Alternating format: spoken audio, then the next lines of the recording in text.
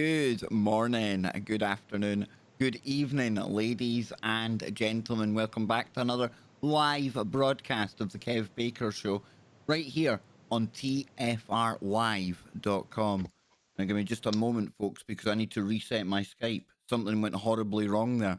But we are live, yes, indeed, and it's going to be an absolutely brilliant show today because I am joined by Max from Germany again. Now, give me just a second here, folks, till I reconnect this call. Stand by, stand by. We're getting there. Here we go. Welcome back, everyone. Sorry about that. I had a hiccup at my end. It's something with my Skype. It always seems to glitch out. Apologies for that, but I'd rather get it out of the way now before we get into tonight's amazing information. Because back on the show today, by popular demand, is our good friend Max, all the way from Germany. Yes, indeed. Max is going to be on the show with us in just a moment. He is connected. He is live. And today we are going down the ancient rabbit hole. Well, not that it's ancient, but at the bottom of this rabbit hole, there definitely is a cornucopia of ancient woo that awaits us all. So welcome back to another 2 hours of Kev Baker Show right here on TFRlive.com from the heartland of the smart land of Scotland. Yes, indeed. And I am really looking forward to tonight because the shows that we've done with Max so far, they really have raised the bar and brought new opinions and insight into some of the most ancient texts known to man. Now, I'm really looking forward to today because we're going to be getting into topics that looks at just where mankind itself comes from. Now, it might get a little controversial at times. It might rub people up the wrong way. I ask you all to keep a very open mind. Use your discernment. And listen closely to what Max has put together here. Because I've taken a look at the PDF, the work that he's put into this show. And I tell you what, again, I don't know how he keeps on doing it, but every time he comes on here, he manages to exceed the brilliance that he showed the last time. And I'm expecting exactly the same again today. And I was listening to Alex Jones, as I do. I'm a confessed Jonesaholic. I like that kind of term. I made it up. You can like it or love it or hate it. It doesn't matter. But the Jonesaholic here was listening, and Jonesy had on somebody called Sticks and Hammer. Now, Sticks is somebody I watch on YouTube. But Alex Jones was talking about the end of the Kali Yuga. The ages, yes, these world ages and cycles and things that myself and Max were getting into the last time that he was on the show. And then I should have known.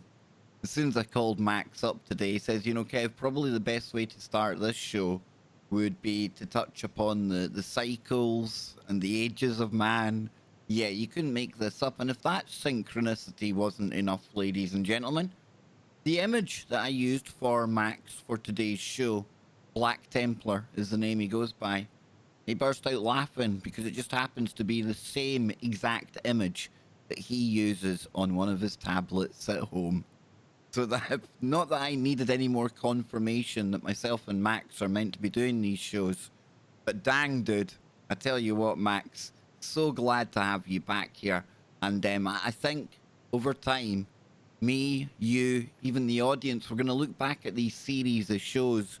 And we're going to be really proud of the information that you, sir, have managed to put together and woven into it your opinion and insight. And on behalf of the audience, thank you for that.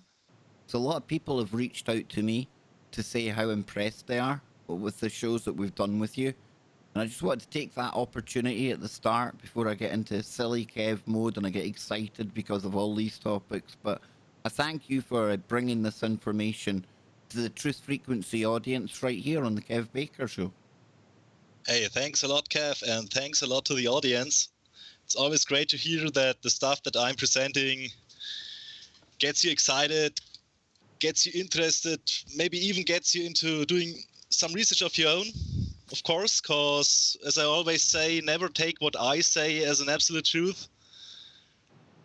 Look for yourself, come to your own conclusions in the end. And of course, as always, I'm really glad that I'm again on with Kev. Well, I'm glad to Getting have you all here, that man. woo out to the audience. To the people who need that woo most. Now, the Kali Yugas. There was Alex Jones today just throwing it into a conversation. I nearly fell off my chair. And then you started talking to me today and you said, Kev, we need to start off with the world ages and all these types of things, cycles. So I will hand it to you, my friend, because there's that much info you've put together. I'm really keen that we get through it all for once. Maybe. We'll see. We'll I'll see. try my best. So, of course, before we get into the origins of man, it definitely makes sense to have a look at the cyclic worldview the Hindu religion has, as well as the Tibetan religion has, and many other cultures around the globe do have. For example, the ancient South American civilizations like the Maya and their famous calendar system and all that stuff, because the time spans we'll be talking about as far as human evolution and origin of life goes, they are so unbelievably vast. If you look at them, they'll only become a bit more understandable if you take into account that they may have developed and occurred over a series of longer cycles as described in the Hindu mythology, for example. All those different yugas. And don't know, Kev, if you still have that PDF called Cyclic Development. I will have it. Around. Yeah, I'll have it somewhere. You keep going and I'll look for that, Max. Okay? Because that's going to make things quite easy to explain. Because there's a small graphic right at the start of that PDF. It's taken from Blavatsky's Secret Doctrine. And according to her understanding of Hindu mythology and Tibetan mythology and all those ancient religious texts, basically what all things in the universe do. Animals, plants, planets, humans, whatever, you name it. It starts out basically only as a spirit, or a kind of thought concept, an idea, if you will so. And then it starts its descent into manifestation. From that spirit stage, it goes over into a stage that she calls a soul stage, where basically that idea gets an energetic vehicle. Then this vehicle basically develops into a mind. From that mind, it descends further towards materializing as what she calls, I'm not really clear myself about what it means, animal soul. From that on, it starts to develop into a living form, gets an energy body, and then at the end it has a physical body in the last stage. And once it has reached that last stage of a physical body, sooner or later it basically dissolves and becomes spirit again. And the same goes for planets.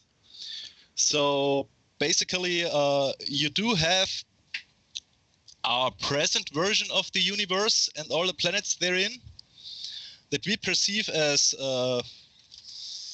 present and manifest and basically as real objects. But at the same time, all those things in the universe had all those stages prior, and these stages are still basically like a distant echo present, but no longer perceivable by us as existent in our material realms. So it's quite likely possible that sometimes maybe some of these basically chains and cycles that all things run through start to perhaps up to a degree overlap or intersect, because as I understand it, this movement through those stages of existence is not completely synchronized throughout the universe. So if you think about such things like the claims about Nibiru and other invisible planets or undiscovered but present bodies somewhere around in space, it's possible that they are, up to a certain degree, in fact, planets or stars or whatever, but just on that other planes of existence, getting closer to ours, intersecting, making themselves known. Or That's an interesting concept, because I've heard people talking about the merging of timelines, of dimensions, of things like this. And I suppose for a dimension, you could substitute that for a plane of existence, Max. yeah, I mean, by the looks of it, that's a concept that the Tibetans must have had for ages. I mean, they go into great detail about the passing of those cycles and how it basically all ties together into almost like a sort of giant clockwork. So you think there might be these nexus points where they all kind of coincide, where they all come together? Is that what we're kind of saying here, Max? Yeah, I definitely think so. I mean, if you imagined the universe basically as with all the planets inside them as basically pearls. These pearls are all hanging down on their string, and just above them and below them, you do have the future and past stages of manifestation or presence of these planets, for example. And these strings are basically, in the end, for each and every planet, a loop that it constantly circles through.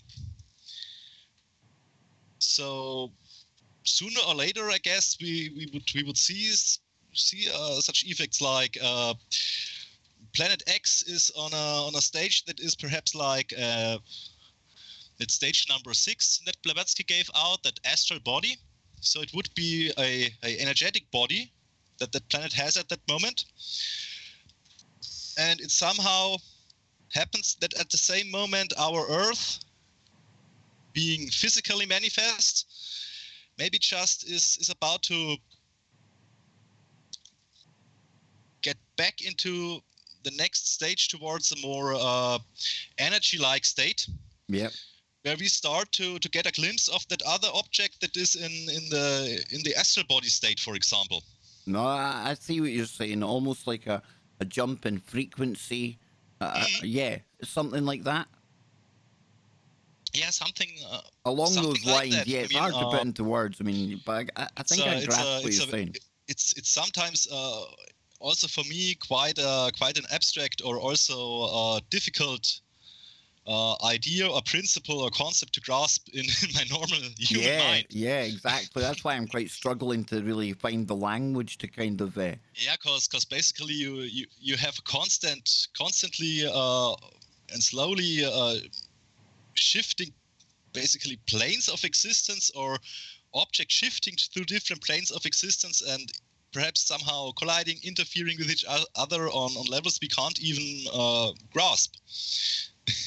Actually, but I know what you mean. You see, this is where I come to when I think about these kind of things. And it's not to put humans down. In no way, shape, or form am I putting us down. But I just think it's sometimes, Max, you know, there's levels of stuff out there. There's things that our brains are going to struggle to comprehend, either because we don't have the language for it, or because we just literally don't have the computing power to even picture what may be going on. Does that make sense to you? Yeah, sure. It's simply too difficult or too abstract for the ways our logic works, our brains work. Yeah, we've got no point of reference, and our brains love familiarity. That's why we look for patterns, and there's nothing there we can compare this to, right? Yeah, sure. I mean, it's like you would try to run a present day 3D action shooter on a PC back from, let's say, 15 years ago. Back on my first ever computer, the ZX81. That's a tip of the hat to one of our big listeners as well, ZX in the chat room. But yeah, it just wouldn't have gone. It would have been like asking a fly to go and rebuild the engine in your car. Mm-hmm. Yeah, not happening. Sure.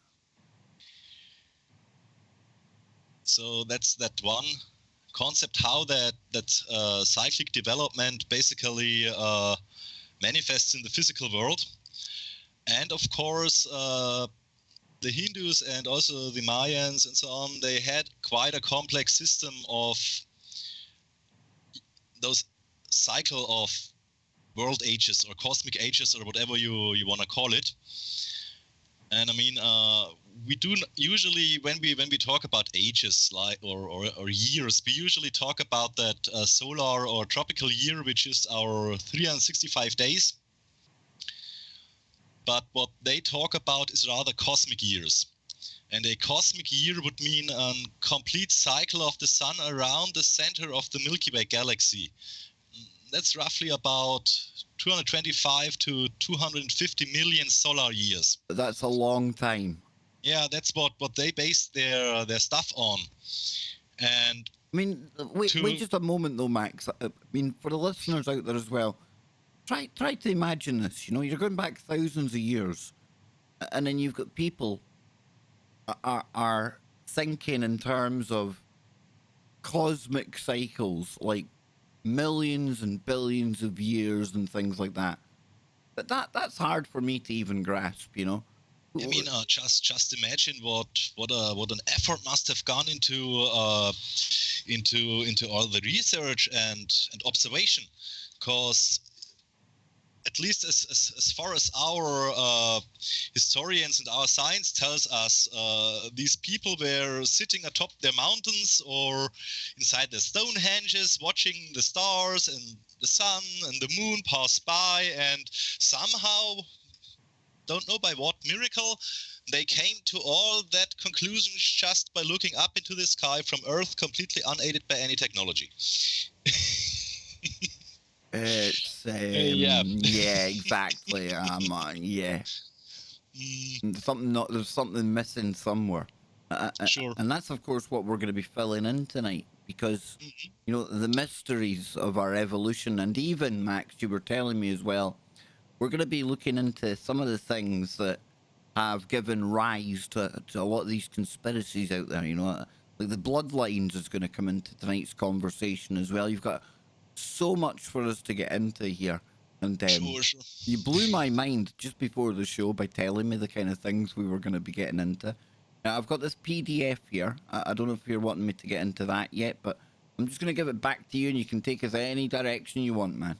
Sure, I'll just have a few words on those cosmic ages, on the Yugas, very quickly. I mean, there's a huge confusion about them, because at some point in time, as I had to learn, some Hindu scholar thought it would be a good idea to change the way he calculated the duration of those cycles.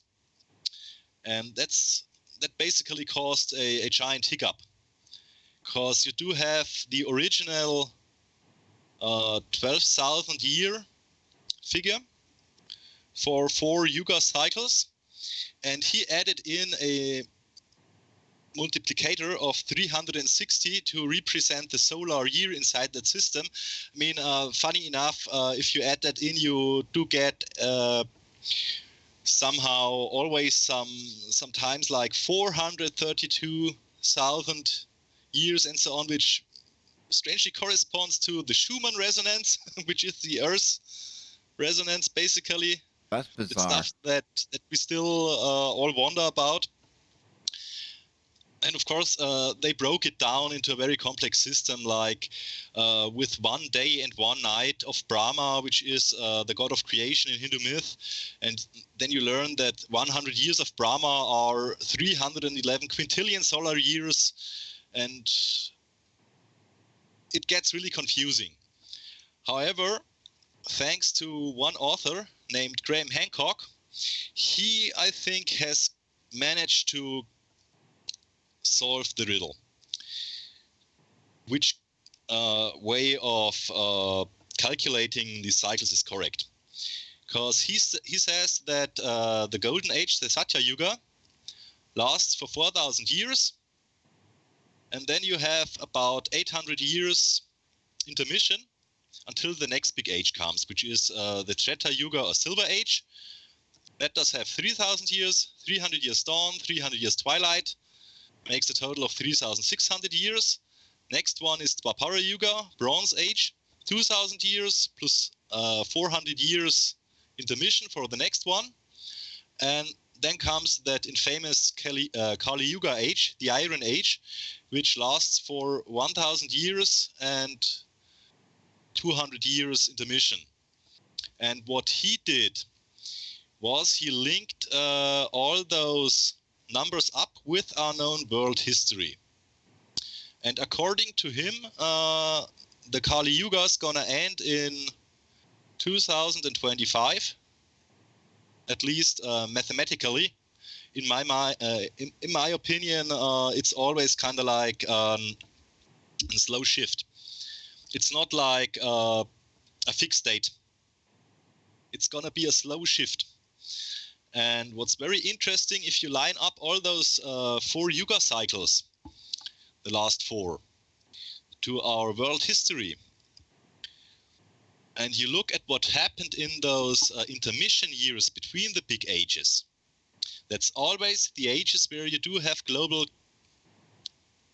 cataclysms. For example, at the end of the Golden Age, you have the end of the last ice age and a catastrophic global flood, somewhere around almost 10,000 years before Christ. Then you do have, for the transition between the Treta Yuga and the Dwapara Yuga, you do have the Black Sea catastrophe, round about 7,000 years before Christ, where you had a massive melting of ice sheets, enormous earthquakes, glacial outbursts, flooding all over the world. The next one, you do have a cataclysmic event around 4,000 years before Christ, with an intense aridity in the Sahara and the so-called Flandrian transgression resulting in widespread flooding in Asia. That must have been some kind of bigger tectonic shift. And the last one, basically from the last age into our present Kali Yuga, he says there were the environmental catastrophes and civilizational collapse during the Greek Dark Ages from 11,000 BC to 800 BC. So those cycles perfectly line up with what we know about events in world history. That's really that's really interesting, man, how it all lines up. And basically, with that end of Kali Yuga, we should be getting back to a Satya Yuga, to a golden age. And those ages are also described in Hindu mythology. And you do have that first golden age. It's basically that perfect paradise. And it said that there were no poor and no rich, no need to labor, because all that man required was obtained by the power of will. The chief virtue was the abandonment of all worldly desires. The Krita Yuga was without disease. There was no lessening with the years. There was no hatred or vanity or evil thought. No sorrow, no fear. All mankind could attain to supreme blessedness. So basically, men are at that time godlike, and there's also some descriptions telling about lifespans of men like for 4,000 years. For example, then that Silver Age comes, and the power of humans slowly degrades. You do suddenly have kings and religious rulers who need to actively fulfill their desires instead of using mere power of will, and people grow a bit more materialistic and less inclined towards spirituality. Then you have that. That sounds a bit familiar. Oh, there's a message for you coming in here, Max. Oh! Black Templar, you rock. Thanks a lot.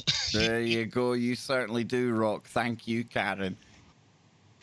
Yeah, then we have that Now, so-called Bronze hang on. Age. Yeah, Sure. now we're on the break. We'll be right back. Don't go anywhere, folks. We'll be right back.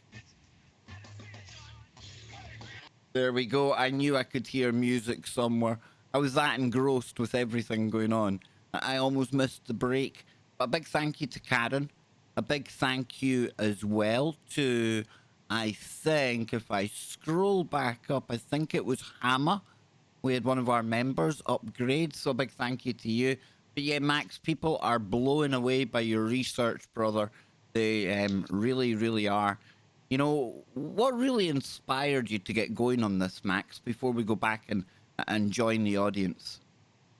Well, basically, when I started to develop a greater, deeper interest in conspiracy theories, the occult in general, and all that stuff, I sooner or later came across all that almost exotic old books that still were available as reprint or PDFs online that talked about that stuff, like the works of Blavatsky, or, for example, that stuff that Gorsleben wrote, the German author, and so on. And of course, you get into it, and sooner or later, you more and more see how it all ties in with other facts.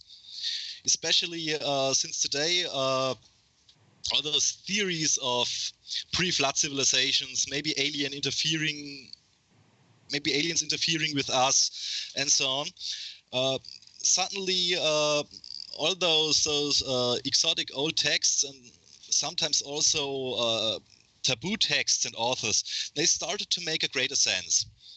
And that basically kept me pushing on, because I wanted to see how much there is to it, what I could make out of it. Did it sum up in the end with all the information that became available in our days? Yeah, did it test the kind of, or did it stand the test of time and new information coming to the surface? I get you, man. Yeah, and of course, all that stuff, as we will get into later on, of course, had its impact in mankind's history, and also very recent history. Because if you look at the foundations of so many religions, or also political systems, political ideologies, also occult concepts and stuff, it all seems to draw from the same set of roots up to an extent. So it was also about understanding where all that came from. Got you.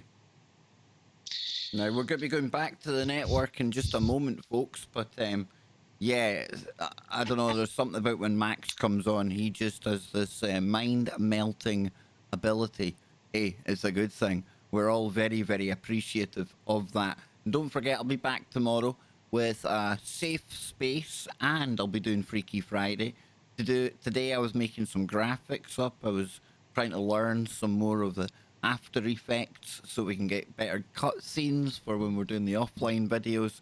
But yes, tomorrow it is a full stream ahead.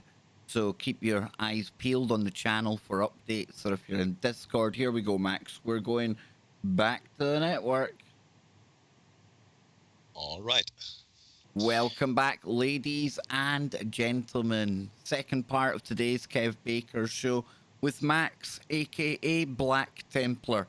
And he joins us live from a very blustery and wet Germany. And you were telling me, Max, you're getting the tail end of that horrendous storm that we had over here. Yeah, I mean, we didn't only get just the tail ends. No, we also had quite some. I mean, we didn't get the full onslaught, but what did arrive over here in Germany still managed to cause some trouble. Yeah, I can imagine, man. I can imagine, and of course, Holland as well, with it being particularly flat. I can imagine yeah, that. Sure, Yeah, no mountains to stop it. I did love Holland when I went there. What I remember of it. Yes, what I remember of it, folks. I wish I could do a show about my time in Amsterdam, but what happened in Amsterdam has to stay in Amsterdam. But listen, I don't want to take up any more time. I want to get right back into this. And, you know, before the break, you were telling us, and Graham Hancock is somebody that I would recommend to anyone out there.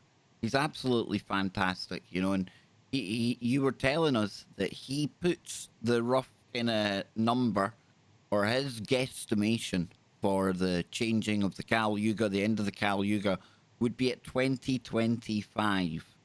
Now, that's one of these major cycles, and it takes us back to this golden age that we were talking about before the break as well. But on top of all of this, Max, I mean, this is just a preface to what we're really going to be hearing about tonight. Where did we come from before all of these cycles that these civilizations were getting into? I mean, basically, I think though the way that life developed, especially the life forms that basically are our very, very, very distant ancestors or creators, they must have been present during those earlier Yuga cycles or during even 4 complete Yuga cycles way before those 4 Yuga cycles that humanity today is in. That also makes it way more understandable when there's in the end talk about hundreds of millions of ages of evolution by the theosophists, for example. Because this must have been stretching across lots of cycles in the end. Many cycles. Some of those basically almost still kind of like ethereal beings that are then said to have developed into material life form, which then became man over some time. It seems that they go in accord with how those Yuga cycles are described, as far as behavior and morals and characteristics go. We'll definitely see that later on. I mean, I'm just like perhaps 2 minutes away from getting into the origins of mankind. Awesome.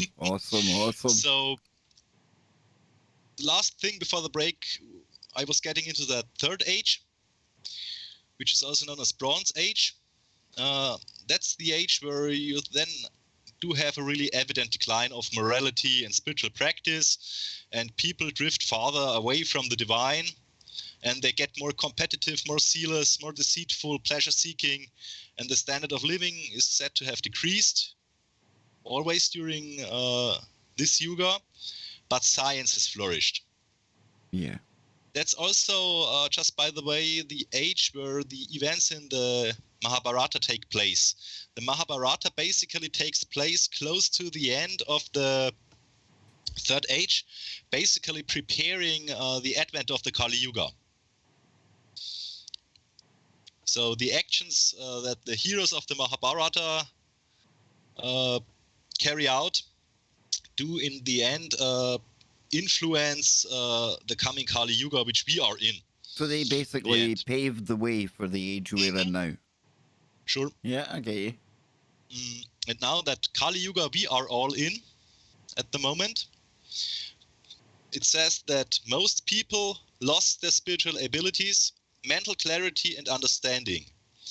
The age was, or in our case is, characterized by the belief that matter was fixed and absolute. For example, religious truths were only accepted as absolute definitions or dogma, and science presented the universe as a mechanism. The divine realms were imagined as static instead of dynamic. And that pretty much sums up where we are now.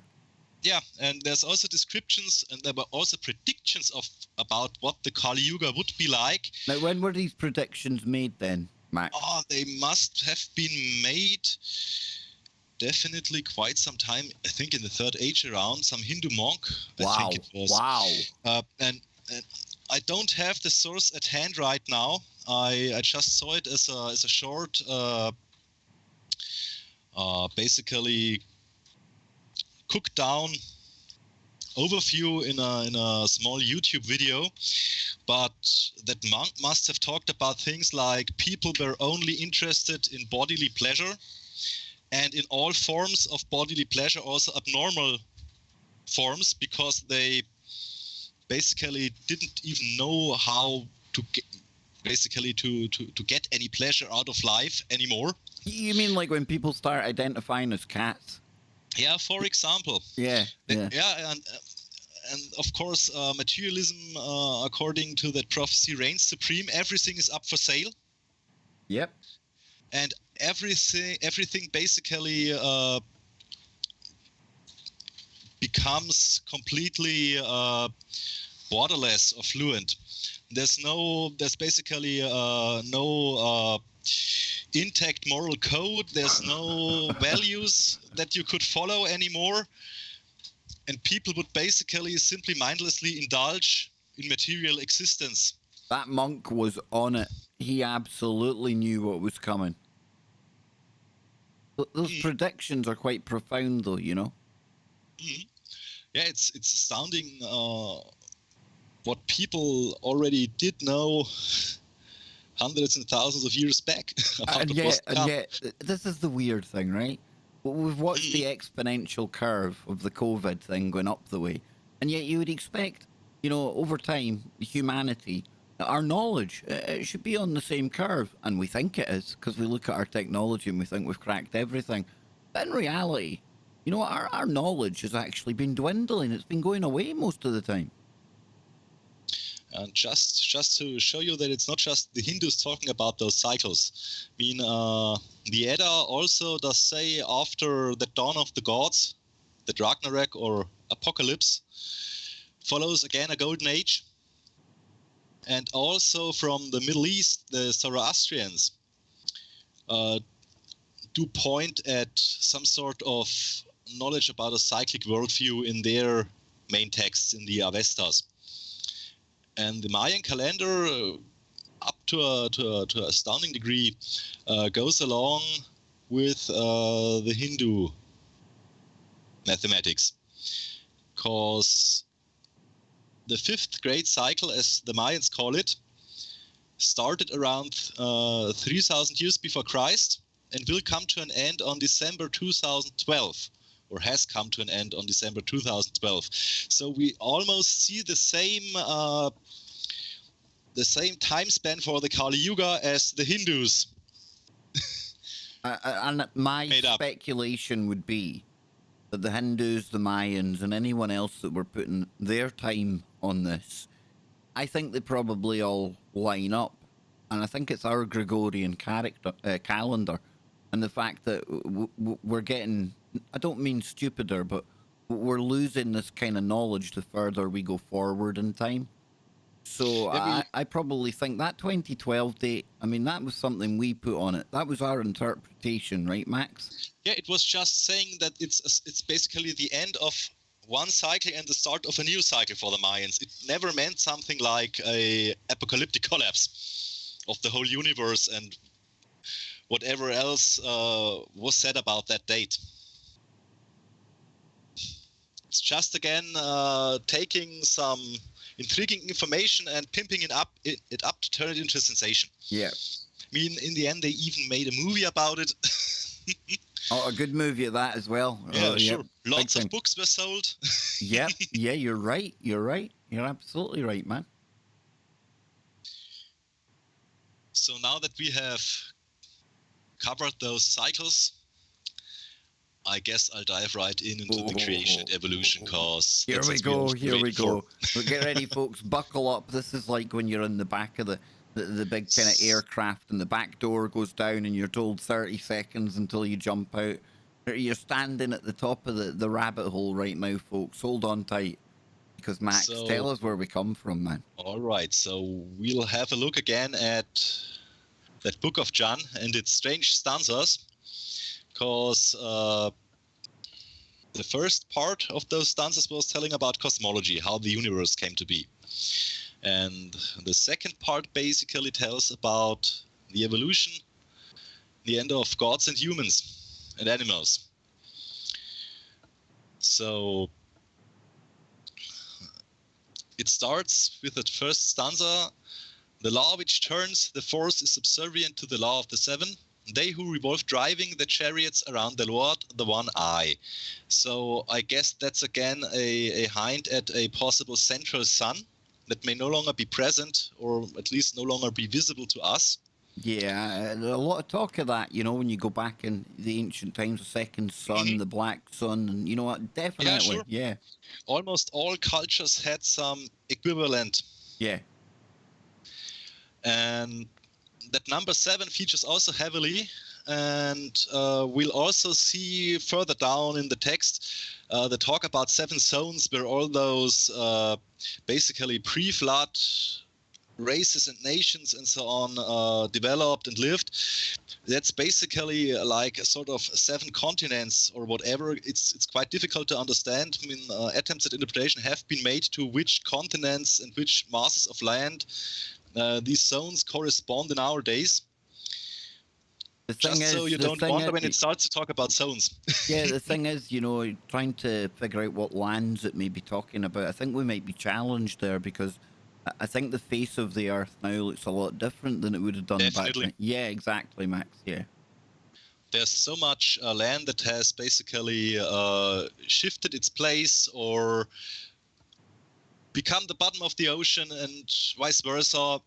Graham Hancock again. I mean, he was the one that opened my eyes to that with one of his earlier works. You know, all the underwater ruins and it shows you that there was a whole other world once above sea level, but now it's gone, and it makes you wonder how many of these cycles have come and gone. Unnumberable amounts, I guess. Unnumberable.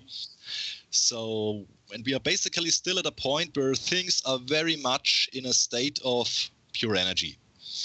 And the earth says, Lord of the shining face, my house is empty. Send thy sons to people this wheel. Thou hast sent thy 7 sons to the Lord of wisdom. 7 times doth he see thee nearer to himself. 7 times more doth he feel thee. Thou hast forbidden thy servants the small rings to catch thy light and heat, thy great bounty to intercept on its passage. Send now to thy servant the same. So basically, Earth is still devoid of life, but it wants to have life. Maybe it's more or less like an allegory, or definitely again some symbolism, saying that some change is about to come on Earth that will make life possible. Yeah. Because then the Lord of the Shining Face, we don't know what that is. Whether it is the sun or perhaps the moon, we can only guess. I shall send thee a fire when thy work is commenced. Raise thy voice to other locals. Locals are other places or planets. Apply to thy father, the Lord of the Lotus, for his sons. Thy people shall be under the rule of the fathers. Thy men shall be mortals. The men of the Lord of Wisdom, not the lunar sons, are immortal. Cease thy complaints. Thy 7 skins are yet on thee. Thou art not ready. Thy men are not ready. There's a high this 7. This is really time and again. Which you and that number 7, you find it across the globe in all cultures, in all occult systems, in all religions. That number 7 is always directly connected to God, to creation, and the cosmos. Yeah. And then, well, after great throes, she cast off her old 3 and put on her new 7 skins and stood in her first one. So Earth has changed considerably. I think this wants to tell us. So Earth was not fit for life yet and had to undergo a series of changes to become inhabitable. Whether that sons that shall be sent to Earth and so on, it talks about means like some aliens coming in doing terraforming. Yeah, or if it rather... I'm thinking about, you know, you've got the Chittahuri, and I know myself and Popeye and the guys, we often laugh about that, but mean, that's the Zulus, that their creation myth was two reptilian type brothers coming here. That they ended up taking the moon with them, and it was all this kind of creation story. But there's that sending people here idea, and then things, yeah, things been brought in to make it habitable for life, Max. Again, it's that common thread, right? Or it may mean that some cosmic changes had to happen. Yeah. To allow those conditions to occur.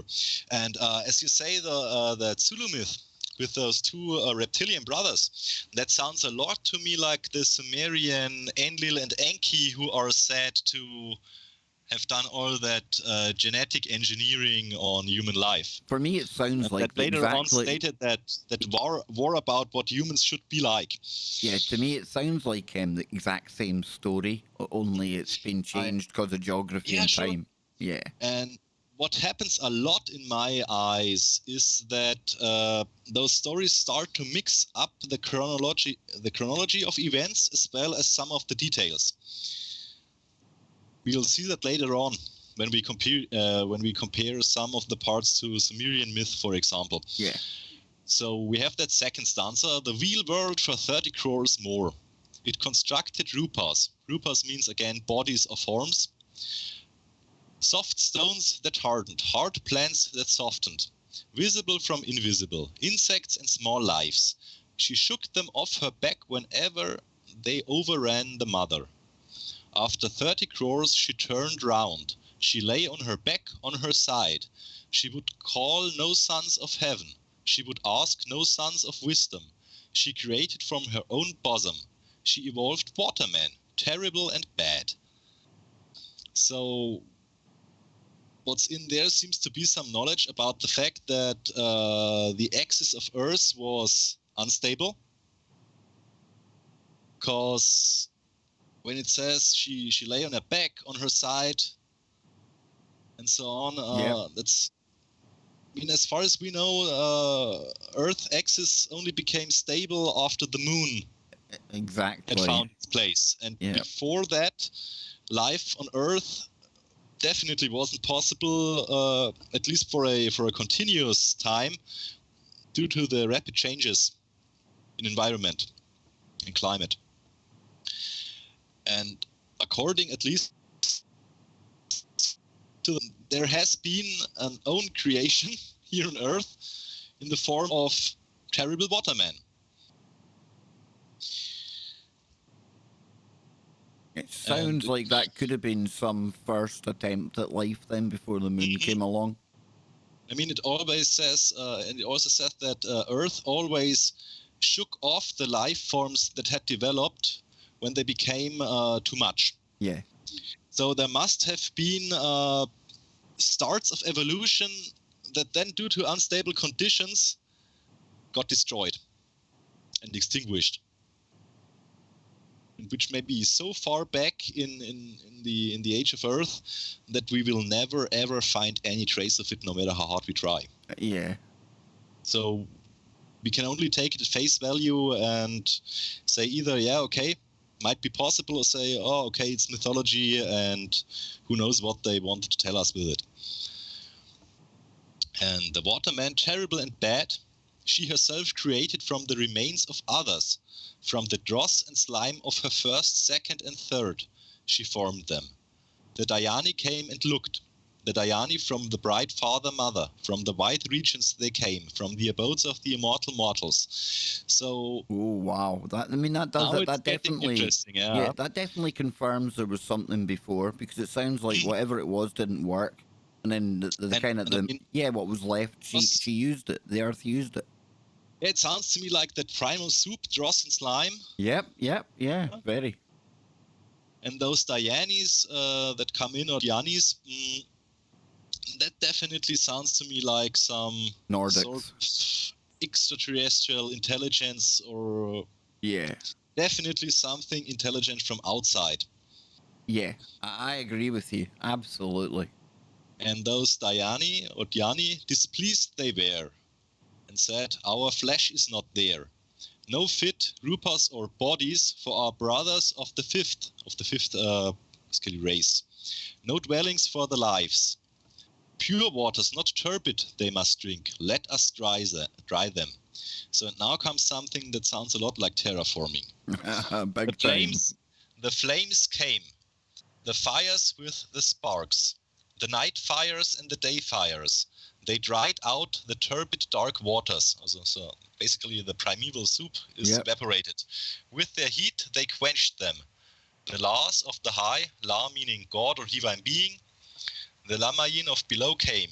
They slew the forms which were 2 and 4-faced.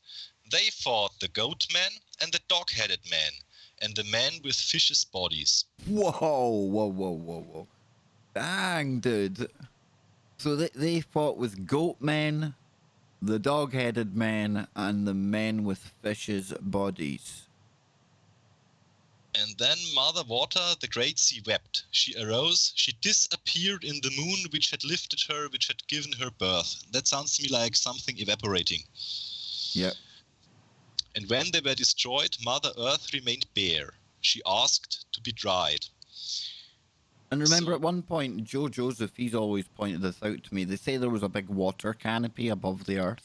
Yeah, definitely. That's something that, according to Hindu mythology, happens regularly over the course of the cycles. That's not something that happens every 4 Yuga cycles, but that happens in the greater cycle. Like every, I don't know how many Yuga cycles in total have to pass until that flooding and drying occurs again. But that's something that is also described as cyclic, that complete flooding. I would imagine there's some, and again, listen, I'm going way into the land of speculation here, but, you know, every time we get one of these floods that come along, perhaps there's some of that, you know, as it's describing here, you know, that the earth, she has to be dried, and through whatever process, some of it's taken back up. I don't know, dude, I don't know.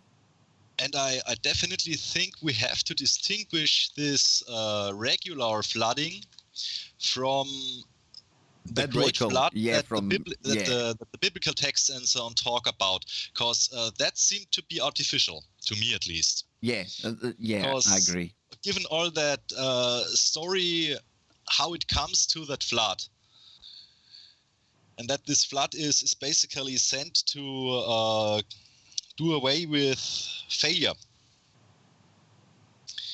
That sounds to me like an artificial event. Yeah, it sounds like somebody somewhere had decided that things had gone wrong. We need a reset, and I agree with you there. Now we're almost on.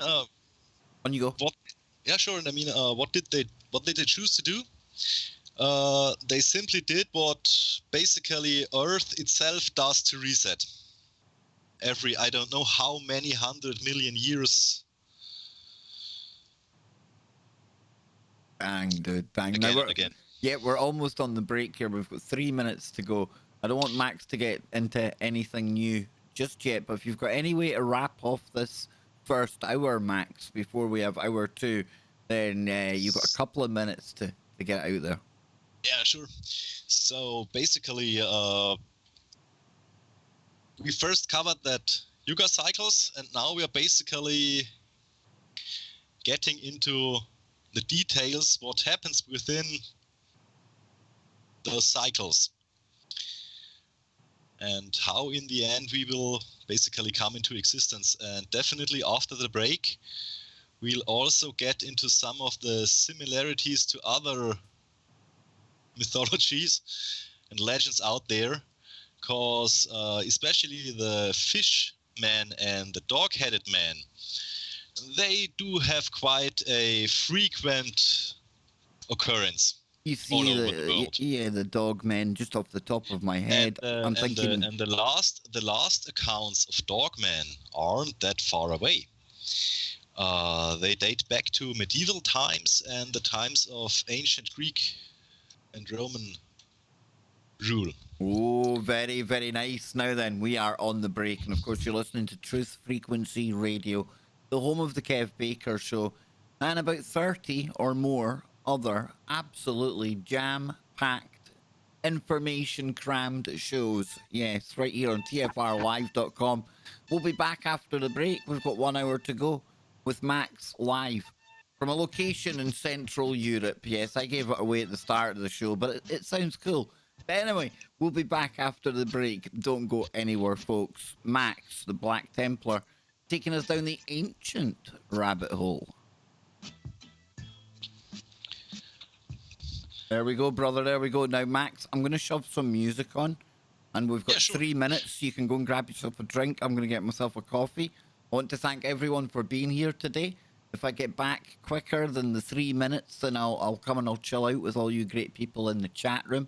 And if not, after the show, I'll hang around and I'll give you all a massive thank you for being here and continuing to come along. Getting used to seeing the same people in the chat room, and that's absolutely awesome. And I know when Max is on, all of you are listening very intently. In fact, it's actually the calmest that the chat room stays, or I've seen it in a long time. So we'll be back in a couple of minutes, folks. Don't go anywhere.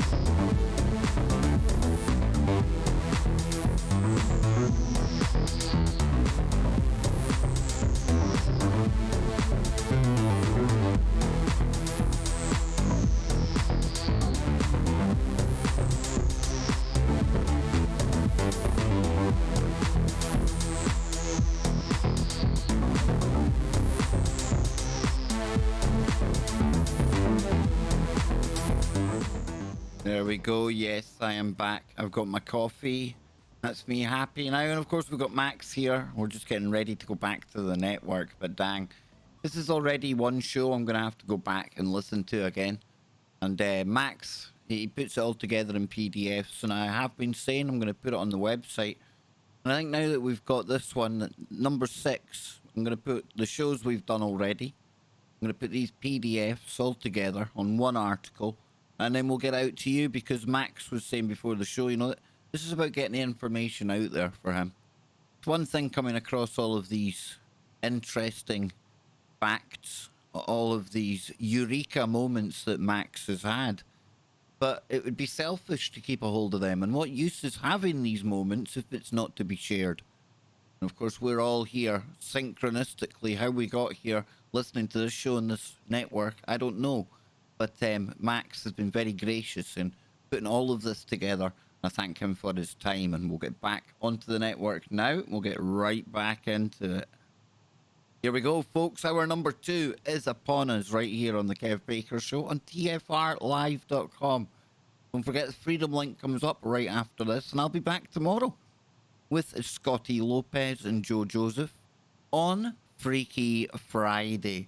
Can't believe it's Friday already. And that means the paranormal portal will be on right after Freaky Friday tomorrow. Yes, it's a para-woo-a-thon. And talking of woo-a-thons, on the March Friday the 13th, myself, Brent Thomas, Scott, Joe will be teaming up for what is going to be an extravaganza of supernatural and paranormal woo. So be sure you keep that day very, very free because that is going to be something to remember. And talking of things to remember, Max is here with me tonight, the Black Templar.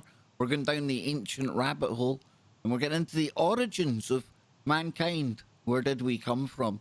And of course, this has been a series of shows that Max has put together with all of the information that he's come across.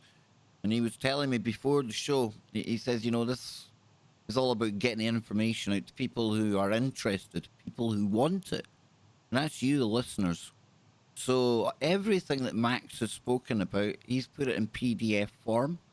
We've done maybe 3 or 4 shows now, and I'll put all of that into one giant article that will be the comeback article for the Kev Baker Show website. And that will be here tomorrow. There you go. I've set myself that deadline. So, Max, let's get back into this, brother, because I know I can get the gist of what's to come, and I don't want to take you off track too much. Back to you, my friend. All right, then let's have a look at how similar this account about those fishmen and their extermination is to a lot of stuff we are more familiar with as far as mythology goes. Because we do have the Bible, and in the Bible there's the Genesis. And what do we learn in the Genesis? God fights sea dragons, namely the Leviathan, and kills it, which then leads to and of course he also separates earth and sky. Then you do have the numerous versions of the Sumerian creation myth. That's the Enuma Elish, the famous one. And that's basically almost like the blueprint, or very likely the source for a lot of the stuff that we are told about the creation in the Bible. And there we have the situation that Apsu, basically father of the gods, and the mother of the gods, Tiamat, they have created offspring. A complete host of gods.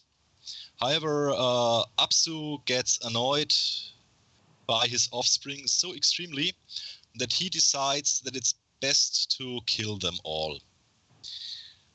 These younger gods get wind of their father's plan and accidentally kill him while trying to put him into a form of eternal coma or sleep. The mother of the gods, Tiamat, gets really, really, really furious and fights her own offspring with an army of fishmen, scorpion men, and other monsters she creates. And then in the end, Tiamat, described as a giant dragon, is slain by the god Marduk, who is also sometimes interpreted as the god Mars. And he then creates sky and earth from the body of Tiamat that he chops in half.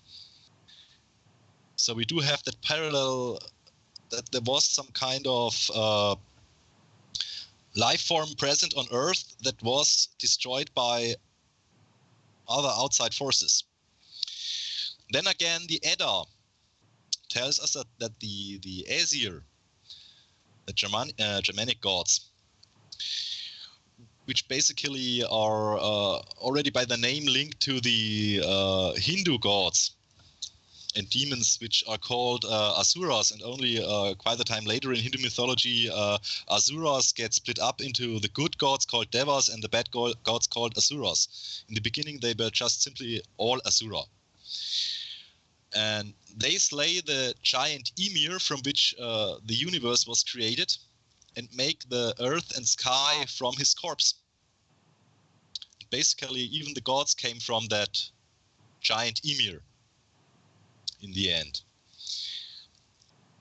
And of course, when we hear about dog-headed man, there's a fun fact I already told you about, that the Greek and medieval lore definitely knows of a race of dog-headed warriors. A technical term for those is kynocephalos.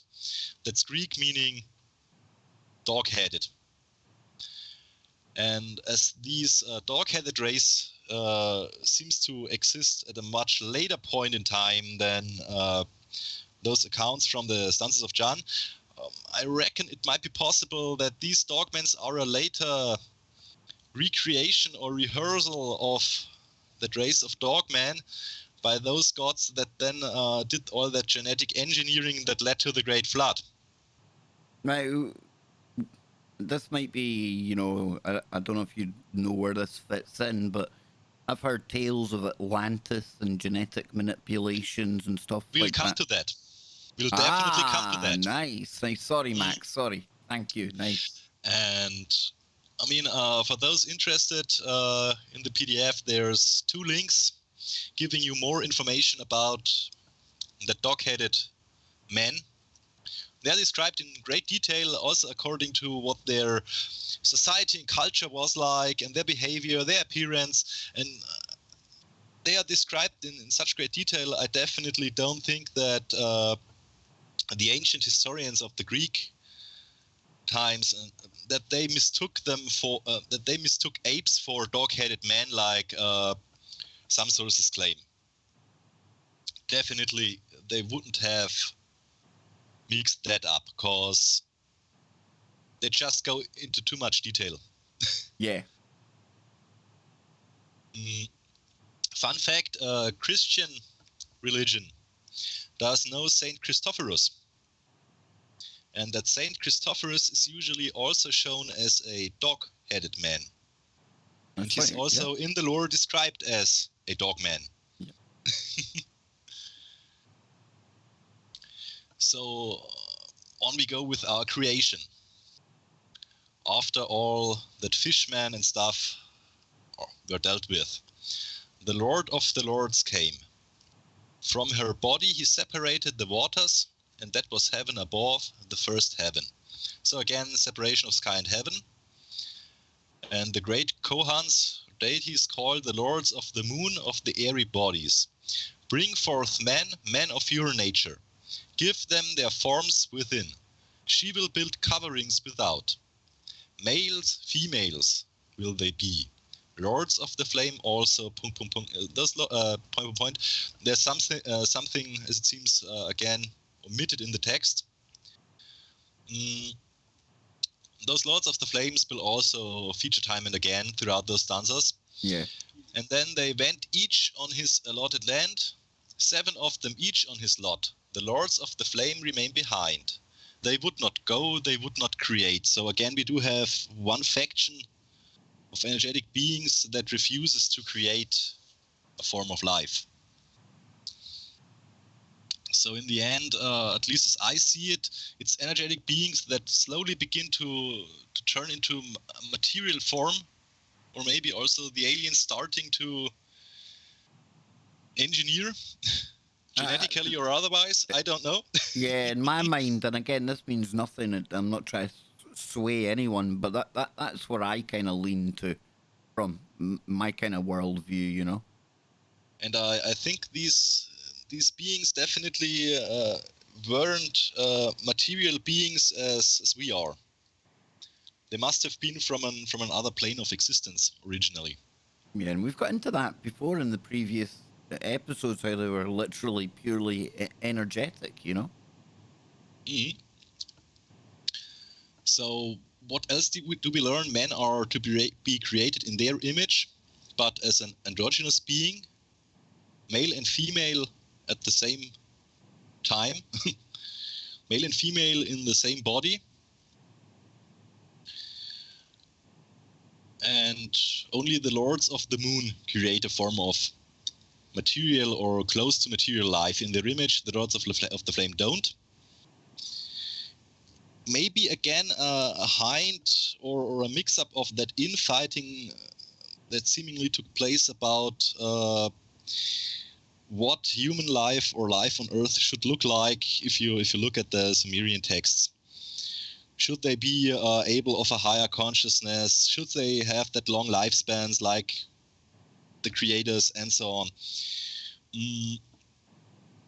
That's an interesting way of looking at it. Yeah. And also that being called man in those stanzas definitely is already is still a life form different from humans and definitely not completely material. It also seems to be rather more or less like a form of energy at that moment, like a pre-stage to a material body. And so I mean, it's almost then maybe as if they were trying to find a way. Coming up with a blueprint. So that they could transfer from energy to matter form. Yeah. The seven hosts, the will-born lords, propelled by the spirit of life-giving, separate men from themselves, each on his own zone. So again, we already do have the talk about the zones, those different masses of land. Yeah. 7 times 7 shadows of future men were born, each of his own color and kind, each inferior to his father. The fathers, the boneless, could give no life to beings with bones. Their progeny were Buddha, with neither form nor mind. Therefore they are called the Chaya. So again, that strong hint at the fact that the origin lies in a form of energetic existence. And then the text goes on and asks about how those Manusha are born. The Manus with minds, how are they made? The fathers called to their help their own fire, which is the fire that burns in earth. The spirit of the earth called to his help the solar fire. These 3 produced in the joint efforts a good Rupa. It could stand, walk, run, recline, or fly. Yet it was still but a Chaya, a shadow with no sense. So it seems to me like there's that holy trinity in there. These 3 produced. Again, yeah, definitely. And it sounds to me like they had come to a sort of viable blueprint. Yeah, something that worked. Walk, run, recline, or fly. Yeah, and then again, it talks about that breath of life, that energy that needs a form, needs a spirit of life, needs a mirror of its body, needs a vehicle of desires, needs a mind to embrace the universe. And there again, problems start to come up because we cannot give that, said the fathers. And the earth itself says, oh, I never had it. And the great fire, maybe that again means those sons of fires say if we give them our minds, they will be consumed by it. They aren't able to contain it. So man remained an empty, senseless Buddha. Thus have the boneless given life to those who became men with bones in the third. So again, it gets more and more closer to material existence and more concrete forms of life. Because stanza 5 sees the first race. The first were the sons of Yoga. Their sons, the children of the yellow father and the white mother. Maybe that means sun and moon. Just my 2 cents on it. Yeah. The second race was the product by budding and expansion, the asexual from the sexless. Thus was Olanu, the second race, produced. Their fathers were the self-born. The self-born, the Chaya from the brilliant bodies of the lords. The fathers, the sons of twilight. And when the race became old, the old waters mixed with the fresher waters. When its drops became turbid, they vanished and disappeared in the new stream. In the hot stream of life, the outer of the first became the inner of the second. The old wing became the new shadow and the shadow of the wing. So the sons of Yoga, the self-born, are definitely that immaterial life form. That second race coming from them is that androgynous one, and it sounds with that budding and expansion as if they were reproducing by splitting off clones of themselves, like single cell organisms. Yep. That we know nowadays. And that symbolism with the mixing waters and hot stream of life might mean a sort of mixing of genes or the energetic equivalent of genes, and through that creating some kind of new type of blood or being. Yeah. Basically an early genetic evolution. I think the mixing of the waters, it definitely has that kind of mixing of bloods, you know, that kind of feel to it. And when it talks about that first purely energetic race becoming the inner shadow of the second race, that sounds to me like this concept of creating matter from energy or thought becomes basically the inner working mechanism of that sexual second race. So basically, that first race becomes the blueprint for the astral body or energy body, expressing itself through genes or DNA. Yeah. Something along those lines, perhaps, if you try to interpret it in a way. It certainly suggests that this physical body is incorporating something that came before it. Yeah, it stems from an energetic concept. Yeah. In the end. Like I've always said, this is just a biological spacesuit to kick about in this 3D reality, man. That's all it is. In the end. Yep. Then that second race evolved the egg-born, the third. The sweat grew, its drops grew, and the drops became hard and round. The sun warmed it, the moon cooled and shaped it. The wind fed it until its ripeness. The white spawn from the starry vault overshadowed the big drop. The egg of the future race, the man-swan of the later third. First male-female, then man and woman. The self-born were the Chayas, the shadows from the bodies of the sons of twilight. So we do again have that androgynous reproduction, but in a new stage. Now they are basically already splitting off or giving off or laying a kind of egg instead of simply doing a sort of cell division. Yeah. And what's interesting that stuff with the sweat drops, those eggs basically developing like drops of sweat. The same images are used in the Edda with the giant emir, because the life forms that come forth from the giant emir, that in the end are also basically the ancestors of the Aesir, of Odin and Thor and so on.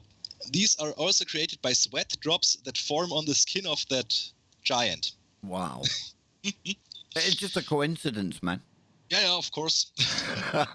Oh, wow. And it already points at an evolution into two separate biological sexes as a future result of all those processes.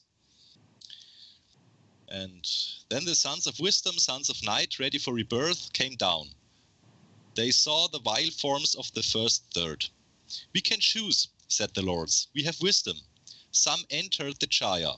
Some projected the spark, some deferred till the fourth. From their own rupa they filled the kama. Those who entered became arhats. Those who received but a spark remained destitute of knowledge. The spark burned low. The third remained mindless. Their jivas were not ready. These were set apart among the seven. They became narrow-headed. The third were ready. In these we shall dwell, said the lords of the flame. And how did the Manasa, the sons of wisdom, act? They rejected the self-born. They are not ready. They spurn the sweat-born. They are not quite ready. They would not enter the first egg-born. When the sweat-born produced the egg-born, the twofold and the mighty, the powerful with bones, the lords of wisdom said, now shall we create. The third race became the Vahan of the lords of wisdom. It created sons of will and yoga. By Kriya Sakti, it created them, the holy fathers, ancestors of the Arhats. So again, there's this quarrel about giving consciousness or linking or incarnating in a material body. Yeah. Is it fit to basically to be used as a vehicle? Will we energetic beings still be able to make use of all our abilities when we enter that form of existence in the end? It's almost like we've forgotten who we are or what we are. Mm-hmm. And or same as with that fishman and so on, that life forms at that stage of time are still by a lot of those entities regarded as not really useful or viable ways of existing. Yeah. Incompatible. And then we get the first consequences. From the drops of sweat, from the residue of the substance, matter from dead bodies of men and animals of the week before, and from cast of dust, the first animals were produced. Animals with bones, dragons of the deep, and flying sarpars, which means flying snakes, if I'm not mistaken, were added to the creeping things. They that creep on the ground got wings. They of the long necks in the water became the progenitors of the fowls of the air. That almost goes in parallel with what we know about evolution, with all the species coming out of water and that stage between reptile and bird, Yep. which we also have evidence for. And during the third race, the boneless animals grew and changed. They became animals with bones. The chayas became solid. So again, that further descent into a complete material existence. The animals separated the first. They began to breed. The twofold man separated also. He said, "Let us as they, let us unite and make creatures." They did. And now comes that first problem. And those of that first, basically still kind of like part energetic, part material precursors of man. And those which had no spark, so which basically remained without a link to higher consciousness, took huge she-animals unto them. They begat upon them dumb races. Dumb they were themselves, but their tongues untied. The tongues of their progeny remained still. Monsters they bred. A race of crooked, red hair-covered monsters going on all fours. A dumb race to keep the shame untold. Oh, wow. A race of crooked, red-haired monsters going Does on that all mean this fours. is where the apes come from and why we not really find those missing links? And Wow, dude. is it perhaps that there's truly two separate lines of evolution with only a very, very, very distant Because there's two ways. Yeah, there's two ways. common source? Because it makes you think of the giants as well. You know, when the fallen ones mated with the females of Earth, and they created that kind of, you know, a race of giants. Yeah, in the end. However, that crooked red hair covered monsters, I think that's not definitely the same as the giants later on. But I wouldn't wonder if genetic strains from this type of beings were maybe also later on again used in creating some of those giants or human-animal hybrids and so on we hear about. Yep. No, Basically now the I'm cause thinking. for the big reset. Now I'm thinking that this could be like the best Bigfoot theory ever. You're hearing it on the Kev Baker show. But you know, how about Bigfoot? How about not the ones that crawled around on all fours, but let's say there was another go. Maybe there was another dumb race when all of this was going on. And oh, I don't know, maybe they were like in between physical and in between that energetic form, and they came and they went, and oh wow, how about the Bigfoot? Oh, dude, I'm only joking, but it does fit. No, I mean it's always strange how there are so many similarities to stuff we know in our days and wonder about where it comes from. Whether or not these beings are perhaps the distant forefathers of the Bigfoots or Wookiees or whatever hairy ape like creature. Yeah, I mean the Wookiees feature heavily also in the Vedas. And also in the Epos of Gilgamesh. I mean, the Epos of Gilgamesh, the best friend and companion that Gilgamesh lives through all of his adventures is Enkidu, which translates into the creation of Enki, the same Enki that we know from Enlil and Enki, those two aliens playing genetic engineer. Wow. And that Enkidu is also described as a sort of human animal. The Sumerians rather describe and depict him in a sort of bull shape. We're on the break. Enkidu. Wow. The first Bigfoot. We'll be right back, folks. Don't go anywhere. Well, blow me over because my head is blowing open. Dang. Now, somebody in the chat room is asking where RH negative comes from, Max. Whoa, that's a good question. I mean, as far as I know, there's those theories about RH negative being extraterrestrial or Nephilim. I do have to admit that I haven't really done so far any research into the details of that formation of blood types. Good man, good man. I would rather you be honest than try and waffle it. Good man. If you haven't looked into it, you haven't looked into it. Sorry, Jimmy, sorry. And I think it was somebody else that asked about that as well, actually. Laurie, yeah, sorry about that, guys. I mean, I can only take a guess as to perhaps why that RH plus, RH minus, and so on might play a role. Because I don't know if we managed to get into that particular part today, because it's only half an hour left. Now, are we going to get into Australia today? Because you tempted me and teased me before the show. There might be Australia in here. And the reason I bring that up, folks, is because on February the 27th, we're going to be having Bruce Fenton and Mammoth Hunter on the show. And forget out of Africa, we're doing out of Australia. So yeah, I'm really looking forward to that show.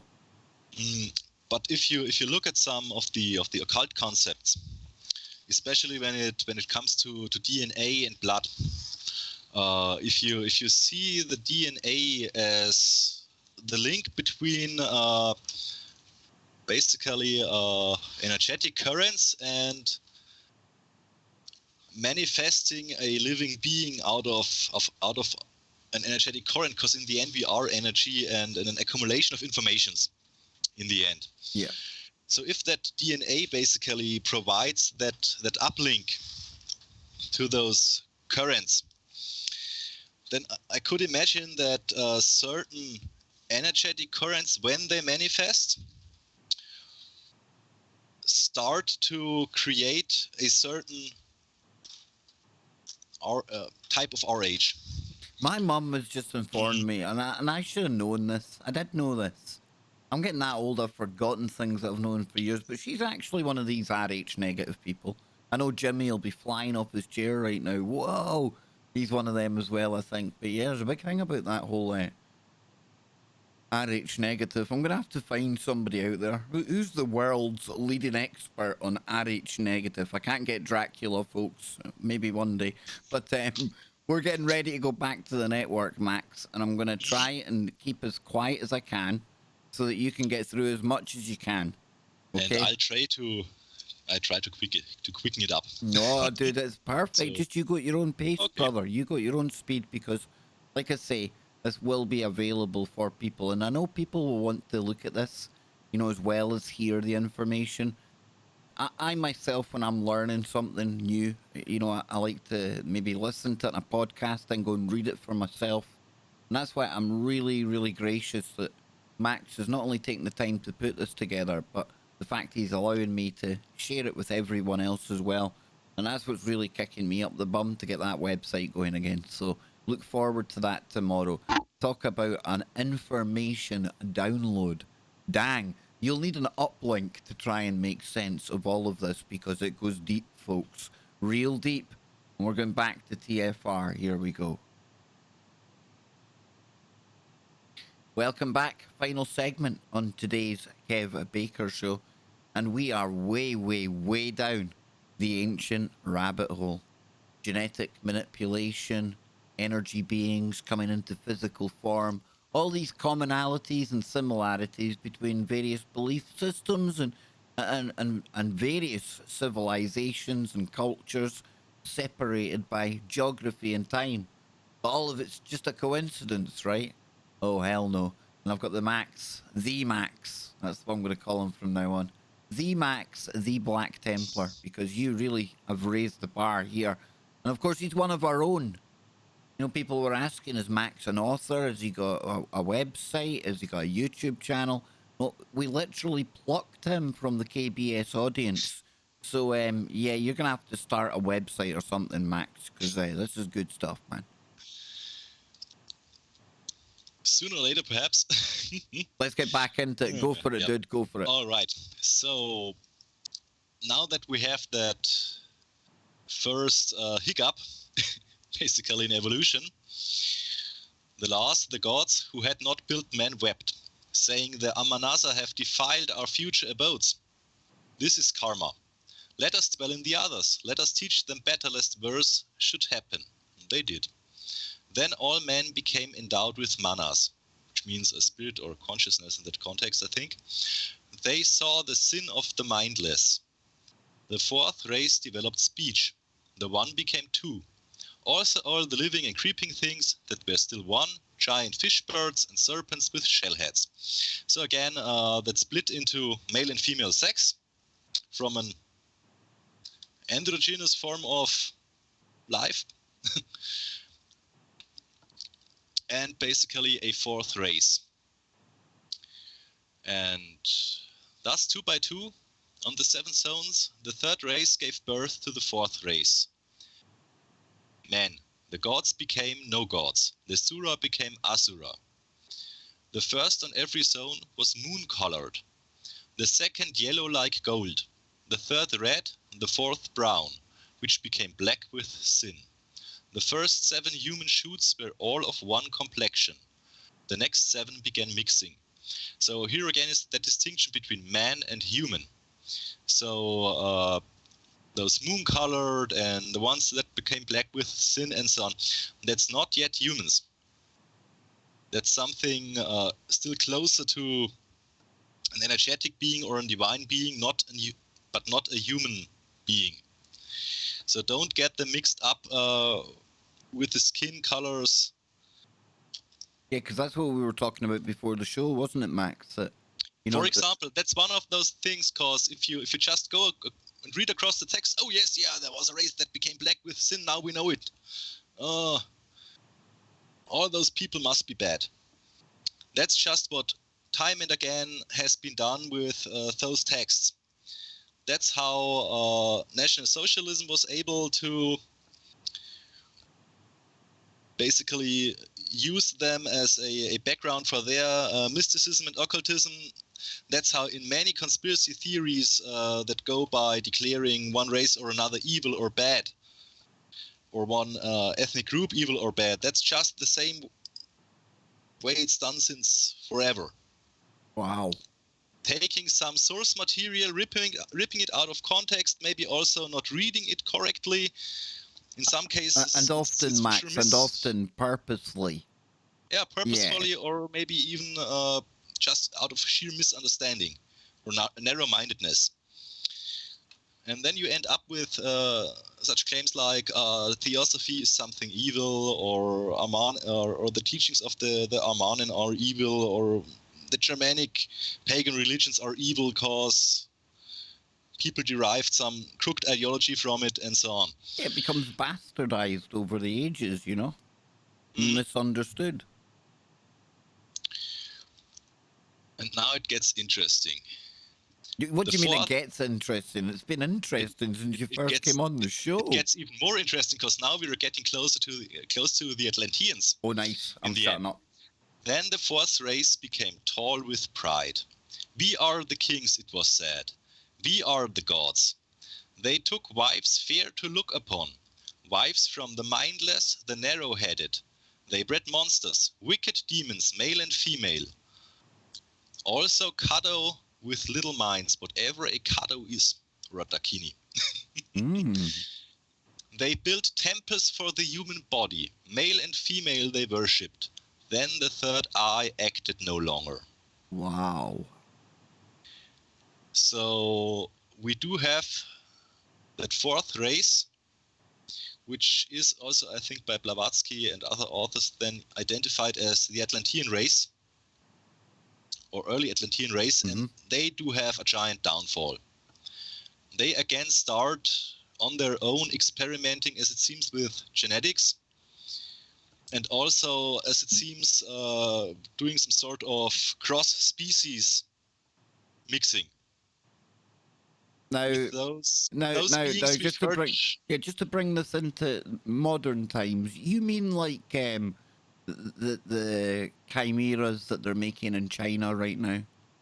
I think not it was directly, not human-animal hybrid, but basically taking those precursors of the third race, of the fourth race, that were basically imperfect because they didn't have any conscious abilities and so on. To me, it sounds as if they basically were so dumb in the end and foolish to start, instead of keeping to their own life form, they started to try to mix and interbreed with that parts of the preceding life form, the third race, which was not perfect, exactly with those parts of the third race that were the imperfect parts.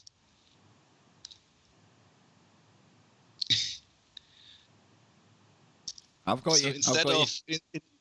Instead of enhancing themselves, they basically managed to degrade their own abilities. It went horribly wrong. Horribly wrong. Their evolution turned into an involution. Because as we learn, their third eye acted no longer. Basically, they played God and failed. Yep. And stanza 11 tells us a bit more about how they failed, as well as stanza 12. So this fourth race built huge cities of rare earths and metals they built. And out of the fires vomited out of the white stone of the mountains and of the black stone. They cut their own images in their size and likeness and worshipped them. They built great images 9 yatis high, the size of their bodies. Inner fires had destroyed the land of their fathers. The water threatened the fourth. The first great waters came. They swallowed the 7 great islands. Oh. All holy saved, the unholy destroyed. With them most of the huge animals produced from the sweat of the earth. Hang on, that doesn't sound like the whole kind of flood thing. I don't know, but you know, the 7 islands. And what do we learn again? Genetic tinkering leads to failure and leads in the end to extinction. Yeah. When it became unbearable. Yeah, and yeah.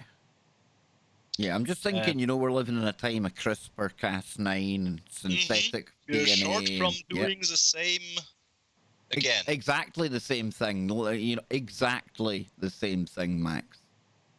And if you look at that sizes they give, 9 yatis high, I looked it up. 9 yatis equal, according to some sources, 27 feet. Ah. Which means a whopping 8.2 meters. Ballpark for a giant then. Nice. Yeah, definitely.